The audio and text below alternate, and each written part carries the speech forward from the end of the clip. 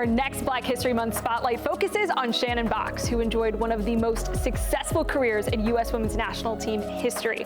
Boxx was a key part of 4 championship-winning U.S. teams, taking home 3 Olympic golds and the 2015 World Cup. She enjoyed title-winning success throughout her career, winning multiple titles in college and in the professional ranks. Boxx made an impressive 195 appearances for the United States and capped her career by being inducted into the U.S. Soccer Hall of Fame in 2022. And we are now honored to be joined by Shannon Boxx here on the show. Shannon, so great to have you on. It's so great to see you again. We got to call some NWSL action with you this past year, which was a lot of fun. Yeah, great to see you guys. Happy New Year. Happy New Year to you as well. And it's been so awesome to do these features throughout Black History Month. And I'm curious for you, as you reflect on your career, did you realize the path that you were paving, not just for female athletes, but Black athletes as well? No, I didn't. Not for a long time. I think when I was playing, for me, I grew up biracial. My mom is white, and that's who predominantly was around me. She was a single mother. I actually struggled with my identity very early on because I always felt that I was Black, and that's what I represented.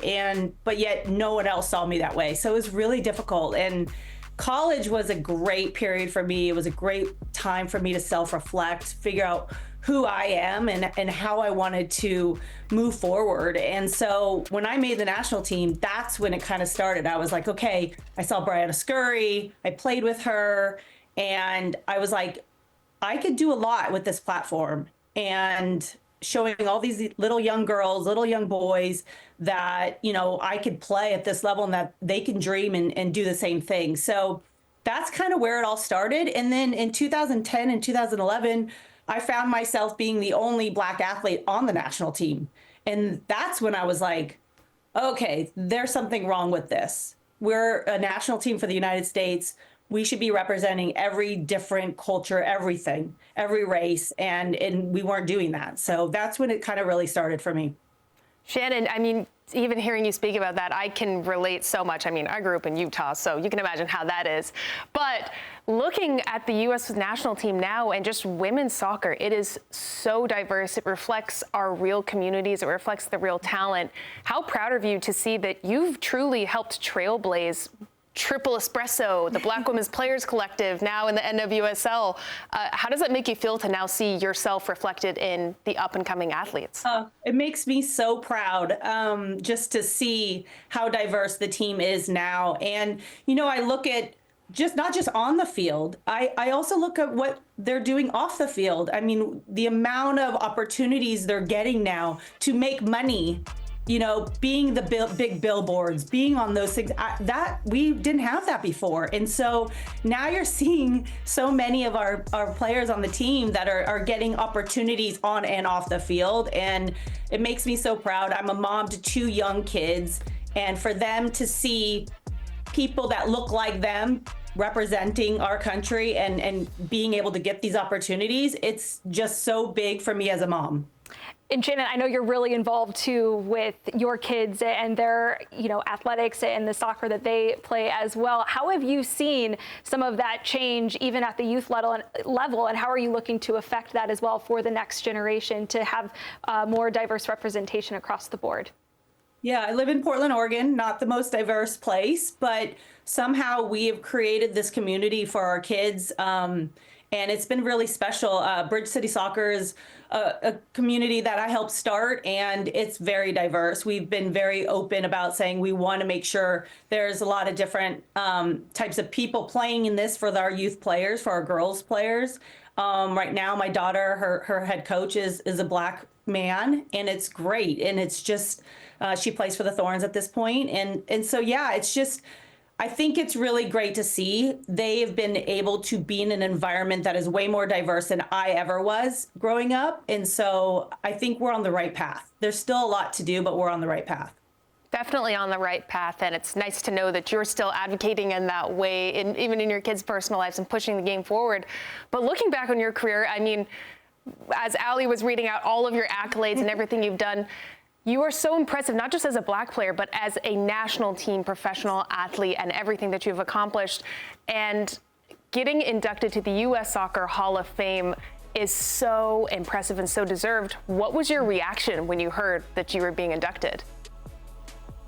I mean, shock. I think, you know, I never really thought the whole time I was playing that it wasn't for recognition. It wasn't that. Like, I was such a team player and I just wanted to win. And but it is so nice to be acknowledged. I think at the end of the day, I was like, wow, like I did get acknowledged for the work that I did. I mean, I was a grinder. I was just someone who came to work every day and I was consistent and I just worked hard for my teammates. And, you know, sometimes you think, oh, those are the people that don't get noticed all the time. And so I think when I got the call that said I made the Hall of Fame, it was like, oh my gosh, like people noticed. People noticed I did really well and I worked hard.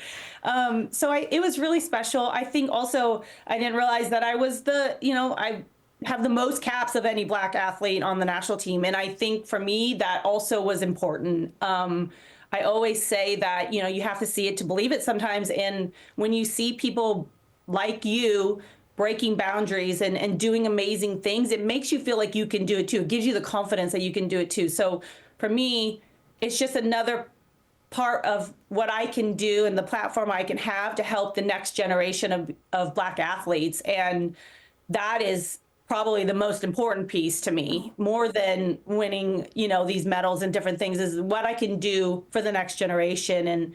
And again, I look at my kids and I say, you can do anything you want to do. I love that.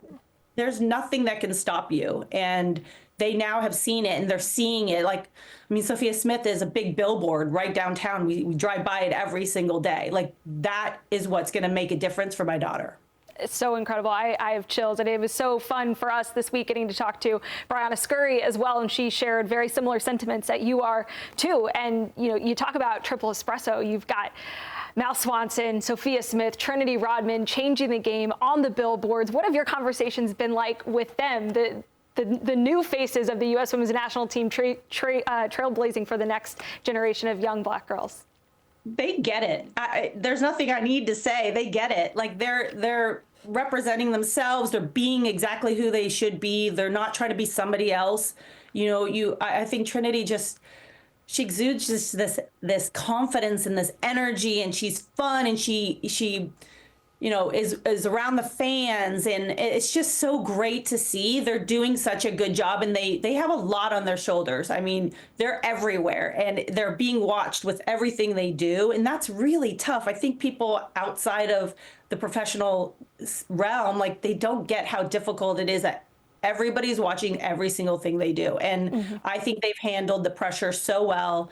They're so resilient, and I'm just really proud of them this last summer, coming back from a devastating 2023 and then turning it around and doing so well in 24. Shannon, with it being Black History Month, we really want to help elevate people that are changing the game. And you've been so open about your journey with lupus and a big advocate for the Lupus Foundation of America. Is there any way that we can help elevate your message or just enhance what you're doing? I appreciate you guys even bringing Lupus Foundation up, or lupus itself. It's just such a devastating disease. I've obviously dealt with it for so many years. There's so many athletes that are struggling with autoimmunes. So I think for me, it's just continually talking about it, bringing it up like you did today. And the foundation itself is just doing so much work for research. And I think just really elevating the fact that the Lupus Foundation is there for so many people. And the more we can get to talk about it, the awareness is the big piece. We are trying as a group. I'm on the national board now. And our biggest thing is bringing more awareness so that we can diagnose people sooner. Right now, it still takes about 7 years on average to diagnose somebody. That is way too long, and too many things are going on in someone's body during those 7 years, that if we could shorten that time frame, it will help out a lot of people.